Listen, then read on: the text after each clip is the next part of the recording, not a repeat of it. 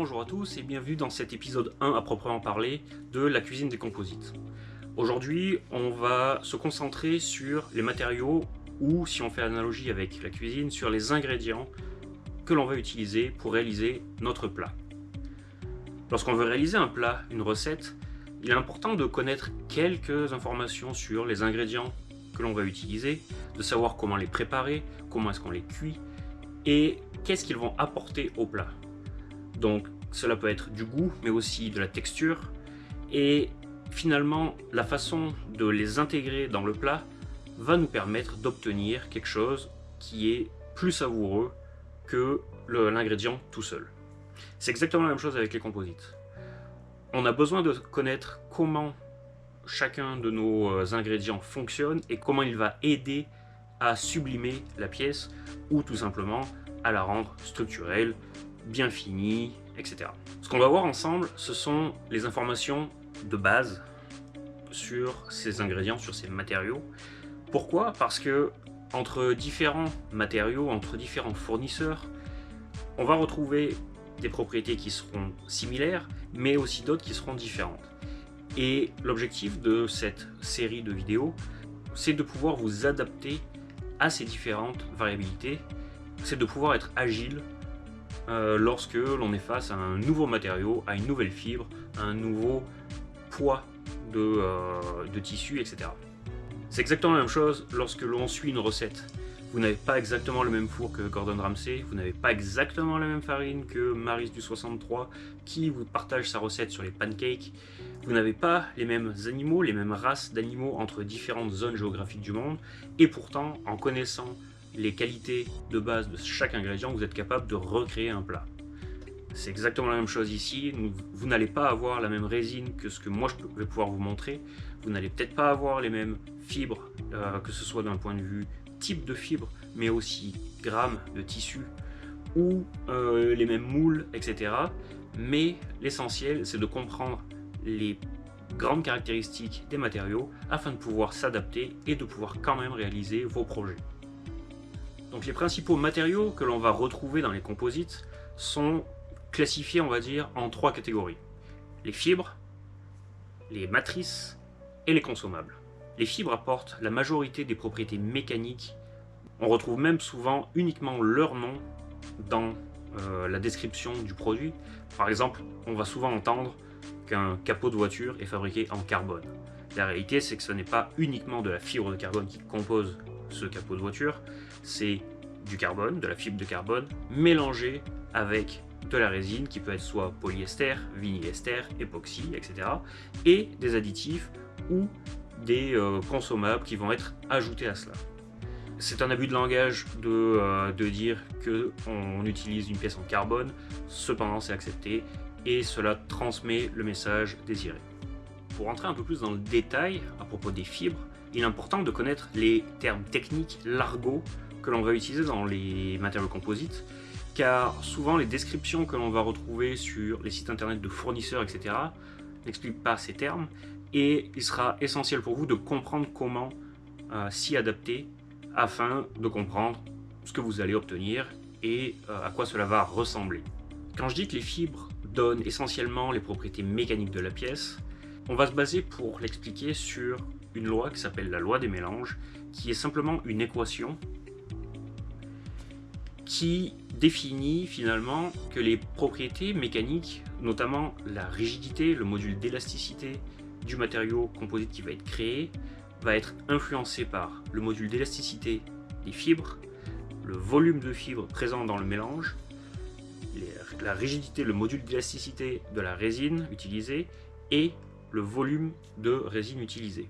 Cependant, comme le module d'élasticité des fibres est souvent bien plus que 10 fois supérieur au module d'élasticité des résines, on a tendance à simplifier cette équation en la proposant sous sa forme courte, qui est le module d'élasticité des fibres fois le volume de fibres présentes dans la pièce. C'est pour ça que l'on va souvent parler des fibres, de leurs propriétés mécaniques pures, et aussi de la fraction volumique, qui seront déterminants pour dimensionner une pièce.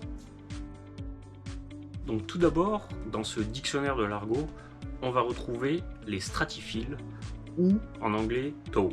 Donc les stratifiles ou tow contiennent un certain nombre de filaments, de fibres qui sont ensemble, tenus ensemble, mais non tressés.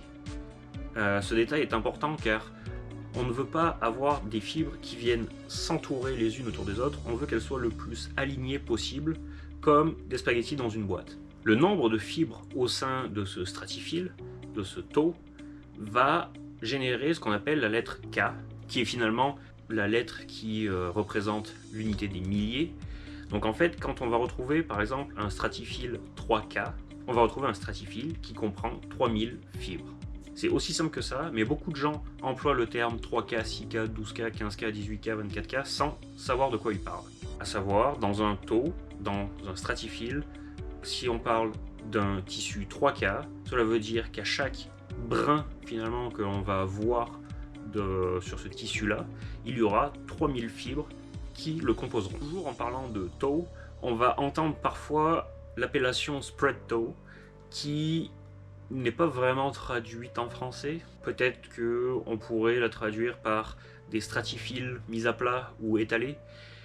Et en fait, ça explique exactement ce que ça représente. C'est-à-dire que ces stratifiles qui sont initialement assemblés sous forme finalement d'une corde non enroulée, lorsque l'on va travailler avec des spread tow, on se retrouve avec quelque chose qui est beaucoup plus proche d'une sangle, où toutes les fibres sont alignées les unes à côté des autres, au lieu d'être enchevêtrées les unes sur les autres. Ce que cela va permettre, c'est notamment lorsque l'on va former des tissus, au lieu d'avoir des enchevêtrements de fibres les unes sur les autres qui vont créer des vagues, que l'on appellera du crimp par la suite, en utilisant des spread tow, des fibres beaucoup plus planes, on va être capable de limiter les déformations de ces fibres-là et donc d'obtenir des meilleures propriétés mécaniques sur ces fibres en tension. Pour les tissus ou même les intissés formés de fibres, que ce soit de carbone ou de verre, on va décrire le poids au mètre carré que ces tissus ou ces intissés représentent. Ce poids est exprimé en grammes par mètre carré, GSM, grams per square meter, et on va l'appeler en anglais FAW, Fiber Areal Weight. Donc ça décrit réellement la masse par surface de fibre. Donc encore une fois, si vous entendez par exemple qu'un tissu fait 200 grammes par mètre carré ou que c'est un tissu de 200, cela veut dire que si vous coupez 1 mètre carré de tissu, cette surface découpée pèsera 200 grammes. Cette appellation n'est pas réservée au tissu, elle est également souvent utilisée dans ce que l'on va appeler les pré-imprégnés, qui sont des mélanges déjà préfaits de fibres et de résine. Et dans ce cas-là, on aura tendance à donner le FAW, encore une fois, qui représente uniquement le poids par mètre carré de fibres.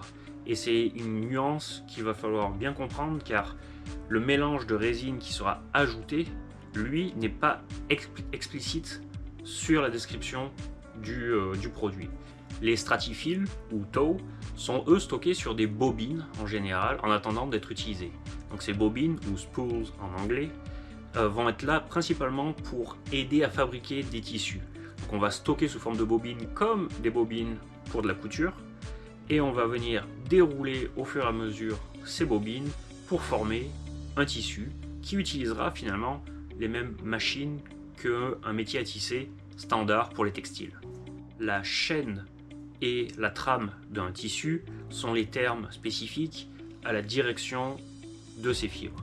Donc les fibres qui iront dans la direction d'un rouleau de tissu, qui iront dans la direction du tissu, sont les fils de chaîne, et les fibres qui vont dans la direction perpendiculaire sont les fils de trame.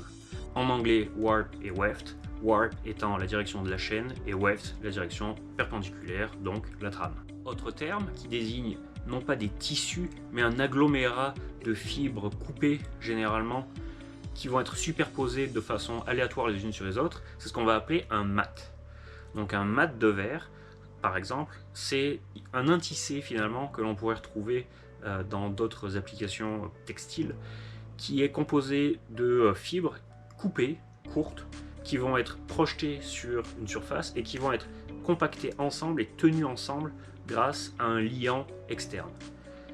Ces mats sont généralement constitués de fibres de verre et sont généralement utilisés en combinaison avec de la résine polyester.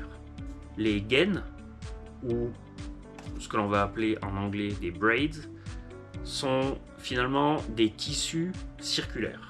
Donc, comme des chaussettes, on va retrouver des tubes de tissu.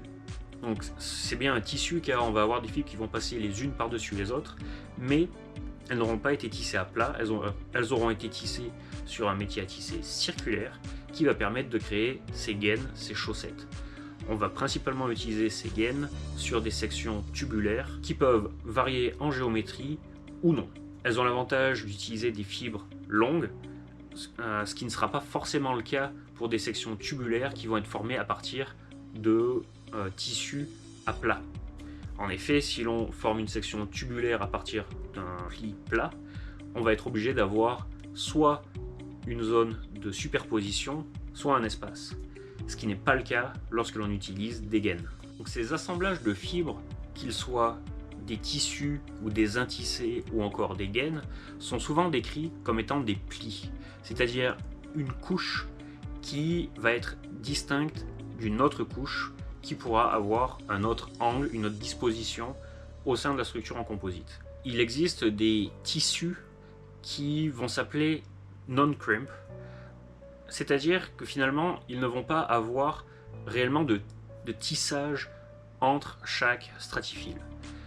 En fait, il va s'agir de deux plis qui vont être superposés l'un sur l'autre, que l'on va ensuite venir coudre ou tenir via un liant thermoplastique qui va fondre et qui va tenir les fibres en place. Donc en fait, à quoi servent ces NCF, donc Non-Crimp Fabrics? Ils servent principalement à aller plus vite dans la lamination et à pouvoir découper plusieurs plis en même temps. C'est la fin de cette première partie de ce chapitre. Ça fait déjà beaucoup d'informations à assimiler en une seule vidéo, donc je vais vous laisser un petit peu le temps de digérer ces informations et on se retrouve bientôt pour la suite de ce chapitre. À bientôt!